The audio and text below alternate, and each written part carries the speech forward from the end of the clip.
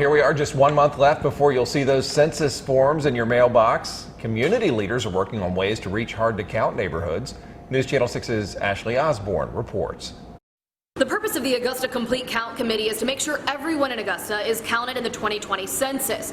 It's broken down into subcommittees in arenas like veteran affairs, education, government.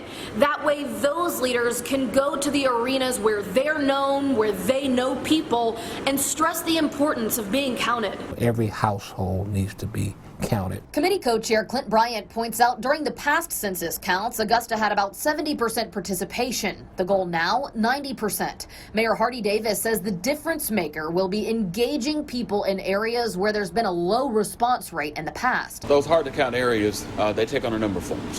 One of our great challenges is folks who do not have digital access. In our inner city areas where you've got individuals who, in some instances historically, they've not included all of their children.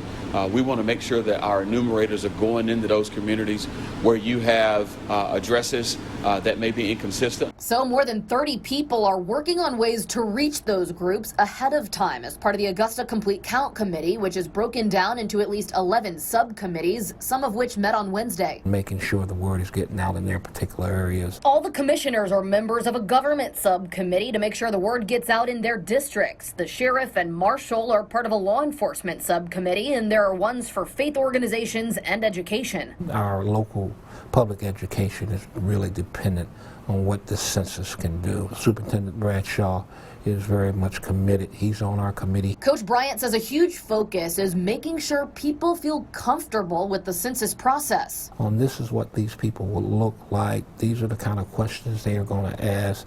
This is what's on the form. Something the subcommittees have already been working on, identifying where homeless and transient populations are. Where is the homeless areas so they can be counted. Then those transient people, those people that might move from hotel to motel every 3 or 4 weeks. Something else they're doing now, planning events for the public. We'll have a launch party and then figure out those places in the community where we can go and have some additional meetings so we can educate and include everybody, because we need to have a good count. And coming up, the official kickoff for the 2020 census, February 29th, happening at the Bell Auditorium from 11 to 2.